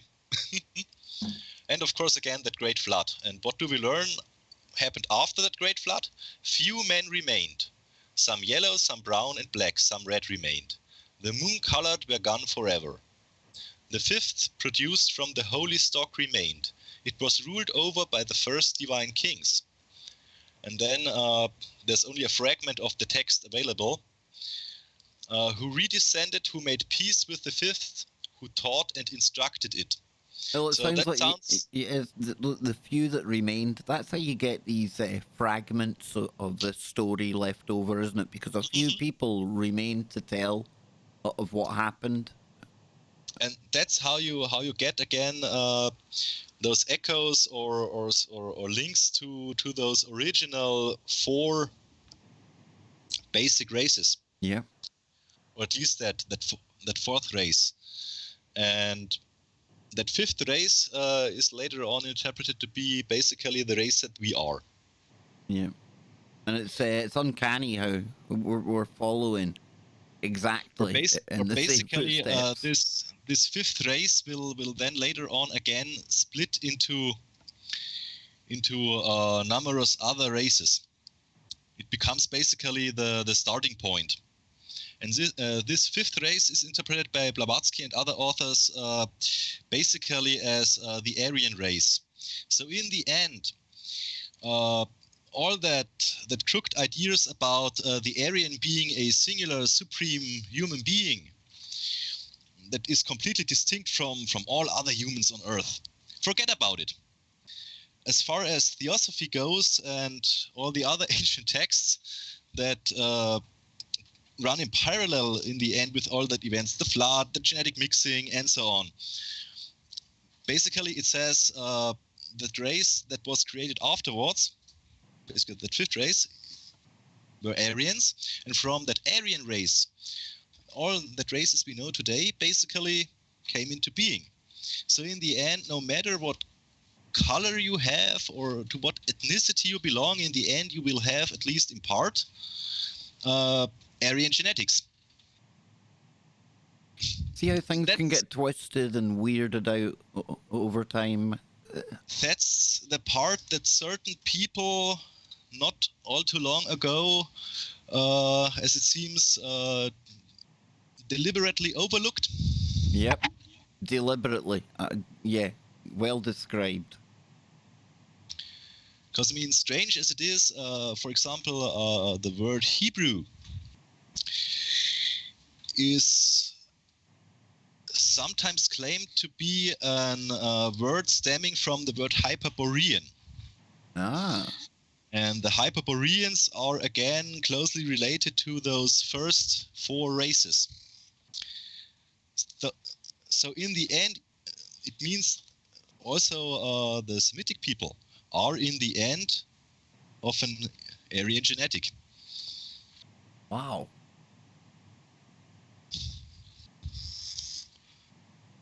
So I'm trying to purposely be quiet here, Max, so that you can go through this. And I know that you've got Blavatsky's kind of interpretation. Yeah, this looks really important. I think this would be good to get into. Yeah. So Blavatsky, of course, tried to link those stanzas of Jan and what it told about creation of man and those different races with what she had researched from other mythology, from other creation myths, from occult systems across the globe. So she basically tried to take all of them and make a kind of a system. Yeah, bring them together. Interesting. So she says that first root race was Polarian. Basically, that's the idea that all life or human life in the end comes from the North Pole, or which was at that time the North Pole, because there's definitely been pole shifts. And she says that first root race, as we already had talked about, was ethereal. They were composed of etheric matter or energy, and they reproduced by dividing like an amoeba. And Earth was still cooling at the time. First mountains to rise out of the stormy primeval ocean was the famous Mount Meru, which we also find again in Buddhism and so on as a symbol. Then comes the second root race, the Hyperboreans. And they are said to have lived, you'll already have guessed it, in Hyperborea. And this race is said to be of a golden yellow color. And Hyperborea, according to Blavatsky, included what is known northern Canada, and what is now known as northern Canada, Greenland, Iceland, Scandinavia, northern Asia, and Kamchatka. The climate at the time was tropical because Earth had not yet developed an axial tilt. And the esoteric name of the continent is Plaksha. From whatever culture that comes, I don't know. And it's said that they call themselves Kimpushas. And they reproduced by budding. So that's still that androgynous race that basically buds, and then comes that next third race, the Lemurians, another of those mythical continents. The Lemurian lived in Lemuria. And Lemuria, according again to theosophy, existed in a large part of what is now the Indian Ocean, including Australia and extending into the South Pacific Ocean. Aha. Its last remnants are the Australian continent, the island of New Guinea, and the island of Madagascar. Lemuria sank gradually and was eventually destroyed by incessantly erupting volcanoes. And the Lemurian root race began about 34.5 million years ago in the middle of what was then believed to be the Jurassic. Thus, the people of Lemuria coexisted with the dinosaurs. The Lemurian race was much taller and bigger than our current race.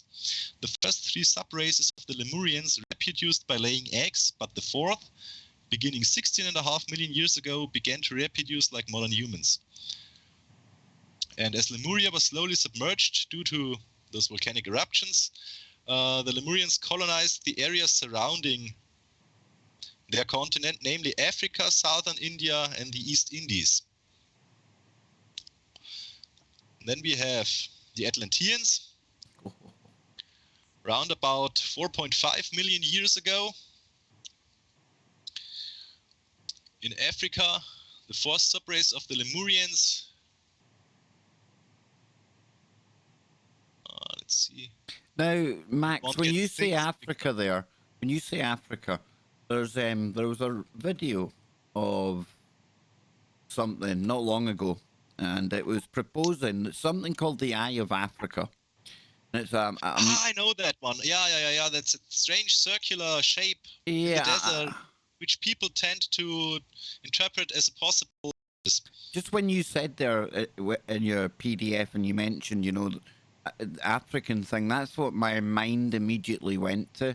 I'm going to post that over at TFR for people to have a look at. Very interesting. But yeah, sorry to interrupt again, man.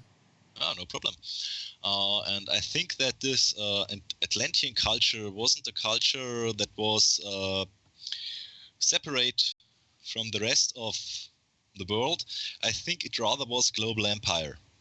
Because you've got accounts of the Atlanteans in so many other cultures. I mean, even the South American tribes, they have the legends about the people of Aztlan that came over the sea to them and basically taught them about how to establish a system of society, how to cultivate the land, how to erect buildings, and so on. Yeah. And that Atlantean root race does again have 7 sub-races. And among these sub-races are, for example, according to Blavatsky, the Toltec, for example, which we also again find over in South America. And the Malayan and Mongolian race also stems from them, as well as the American Indian race. So they've become quite widespread, as it seems. And this Atlantean civilization, which then was destroyed, according to what you find in other accounts on Atlantis, they definitely had advanced technology. They were said to have developed airships, organized warfare, experimented with genetic engineering, don't know if that's really feasible. It said that their society had socialist elements, similar to the Inca society, and then the downfall came.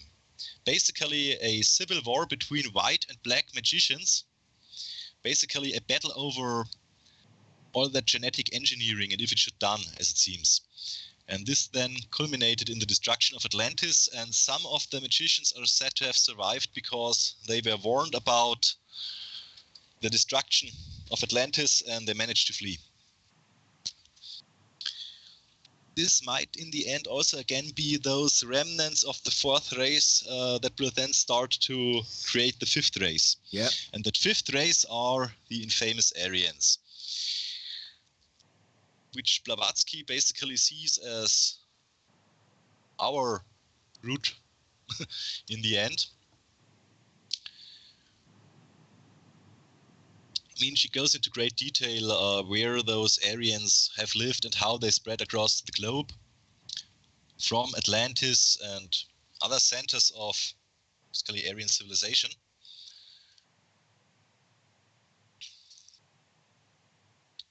And what's interesting is that according to Blavatsky, the sixth subrace of the Aryan root race will begin to evolve in the area of the United States in the early 21st century.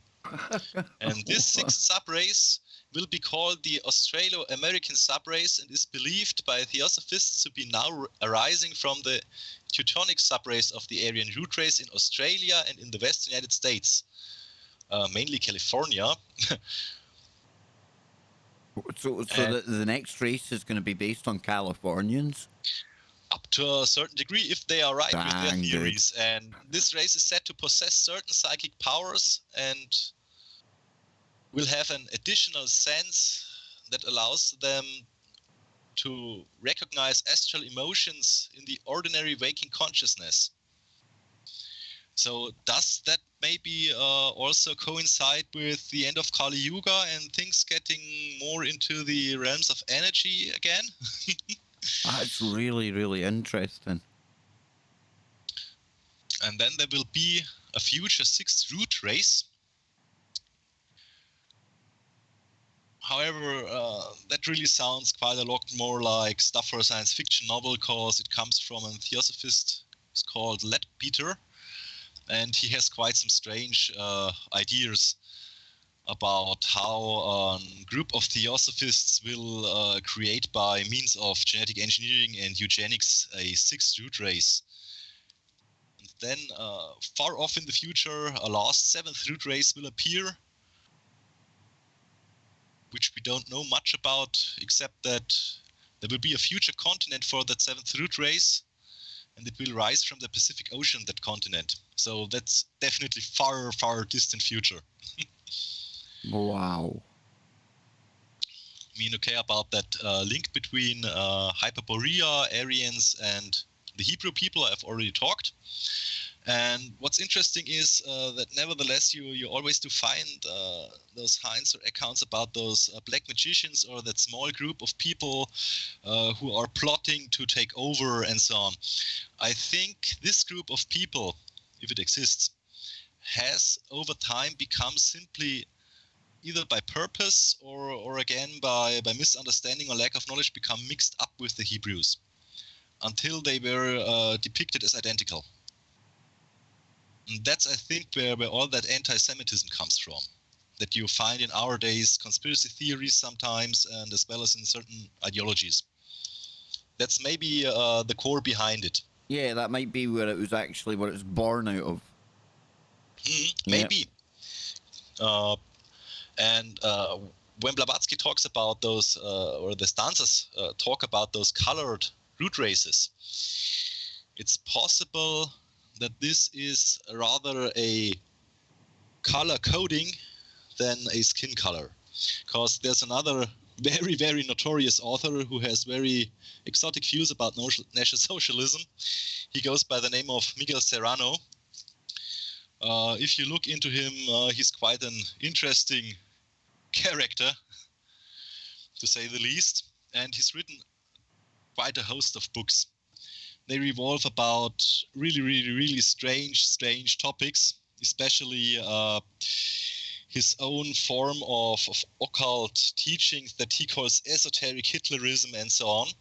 But he makes basically the claim, or hints at the fact that this color coding represents different types of maybe even divine or alien genomes that all these mythical races had. And he also traces this color coding back through time to the ancient myths and legends of the South American tribes, as he is from Chile. So he focuses a lot on the Southern American cultures and their possible links to the Aryans, to the Hyperboreans, to all that stuff. And he also says, and I got to give him that, the term chromosome. If you split that into two words, you get Greek chromos, color, and soma. And soma is that mythical drink of the gods, or the blood of gods, which gives eternal life, energy of creation, the third eye, and so on. So maybe that's again a hint at rather at genetic stuff and energetic stuff than actual skin colors or looks. Absolutely, brother. We are out of time. We actually, Almost, yeah. we got it in. We actually got through a PDF. Max, this is, Almost, yeah. yep. Only thing we didn't manage to get in were that memory of the blood and the theory about the genetic memories. Well, you'll just have to come back again. But we'll wrap that up on another stream, definitely. Sounds perfect to me, brother. That's another big point that ties right in with all that conspiracy stuff. Now, we are out of time, ladies and gentlemen. I'll be back tomorrow on Freaky Friday, but wherever you are, make it TFR, Denny touch that dial, and keep your mind open. Keep looking for the woo, but not to the point where your brain turns to black goo. There we go, and we're still on YouTube right now. So, yeah, Max, that was, I would say that's amazing, but that's just my first take. And what I mean by that is I'm going to have to listen to that again tomorrow.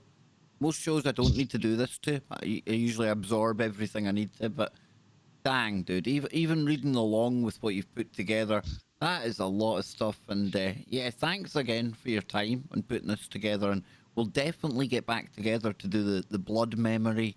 I'll try and take a look into RH negative more, so I'll be well versed in that for when we get back together. And we'll do a special Maxi boy on the bloodlines. Ah, that's definitely a good idea. Cause YouTube will love that. Then we could bring in some stuff that so far didn't really fit in with the other topics, and so far I also haven't yet covered on stream, but that also relates to it. Nice. And I'll be putting I'll be putting all of this together tomorrow, folks, and it will be in an article. I will tweet it out. I will drop it in Discord. I'll be showing it off when I do the safe space stream tomorrow. And from this point forward, I'll be doing more articles, and it might be a way where I can keep up to date with all of the current events that are going on right now. I've taken a couple of days away from speaking about that virus because really, I can only repeat what other people out there are saying and weave in a little of my own opinion. But in the past 24 hours, there have been major significant developments. So tomorrow at some point, I will be addressing that, maybe in an offline video. So I'm getting back into the swing of doing that as well. I'm enjoying doing that. And it's not that we're going to be doing less live streams. Don't think like that. No, I'm just trying to think of ways to bring up new content, more content for all of you. We've had another little spurt of new members coming on board lately, and that's reinvigorated me. I really need to double down and give you more, give everyone more. And you don't have to agree with me. You perfectly welcome to disagree, because I'm not here to tell you what's going on. I'm here on my journey, and I share it with you. And you come along on your journey and you share your time with me and the guests that are on here. And I don't know how it works. I don't know why it works. But dang, have we got something good going on here. So a big thank you to Max. And if you want your name shouted out before we leave today, then I suggest you say something in the chat room. Yes, I have found a unique way of combating what I call hashtag lurk mode. And I often go into lurk mode. And you might think you're sitting there, nobody knows that you're there. But if you want me to give you a special shout out before we go away today, then you have to say something in the chat room or you won't be listed as one of its participants. So there you go. Yes, Max, any last words for the audience before we get out of here, brother? Yeah, definitely. Again, a big thank you to you, Kev, for having me on. And please, when you get the PDFs, keep in mind that these, in the end, are also just kind of like my cheat sheets for doing the streams with Kev, and that also those PDFs don't go into all the detail. See them as a sort of collection of loose ends from where you can start to follow the threads yourself, start your own research. Yep, and for anyone wanting to join the Discord, I put a link in the chat room earlier on where you could have joined the Discord. All you had to do was click the link. I hope somebody's deleted that by now. And yeah, I do send the link out on the Proton Mail. It might take me a couple of days to get it, but you've only got 24 hours then to join the Discord. So if you don't get there in time, yeah, sure, right back to me and I'll get to it. There's a lot going on here. I'm a one-man operation. I'm doing as best I can. So yeah, we'll get you all into the Discord as quickly and as conveniently as we can. And what I'll do is I'll drop the link for 1 minute here, and anyone out there who wants to join, click the link, and I believe you'll be there. You'll be in the Discord. So give me 2 seconds here, folks. Let me see. Invite. There we go. You ready? You ready? Here you go. And right, I'm gonna start the shout outs. We're gonna get out of here. But thank you all. Okay, I'll delete. No bother, Polly. No bother. Thank you. I didn't know that, man. I didn't know that. So yeah. If you want your shout out, get ready. It's coming because I'm going into the chat room. But hopefully, Edward. Hopefully you'll be able to click that and you can get in there. I'm just checking if anyone else needs anything with Discord before we get into the chat room. Are you ready? I can't believe that's the last Kev Baker show of the week already. What a quick week. And next week, on Tuesday, the Kev Baker show on Truth Frequency Radio turns 6 years old. Yes, it's the birthday party we've all been waiting for.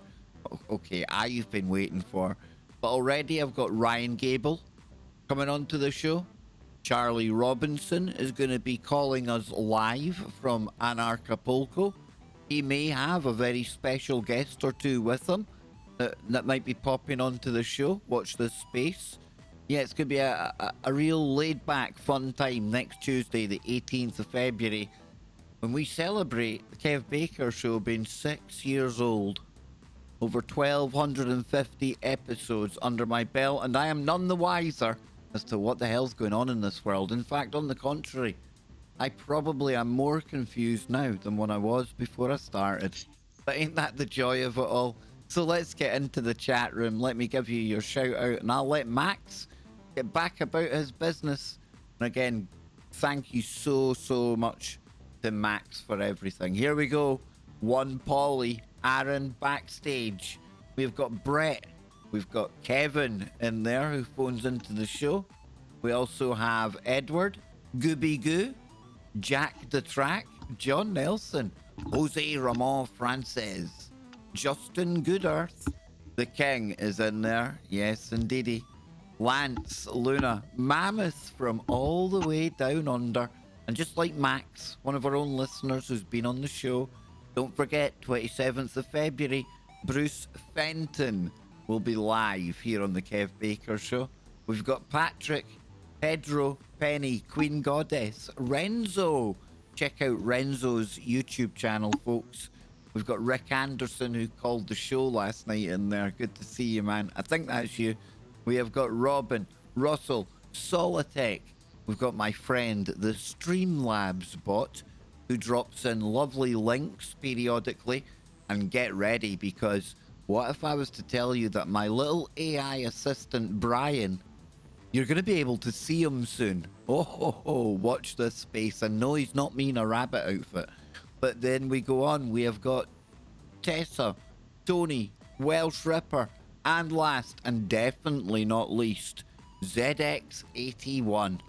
Now, I hope you all got the link to join into the Discord, because I will be deleting it in the next couple of seconds. There we go. It's deleted. We're out of here, folks. Keep it real. Keep it KBS. And until next time, just keep it real. Keep your mind open. Keep looking for the woo, but not to the point where your brain turns to black goo.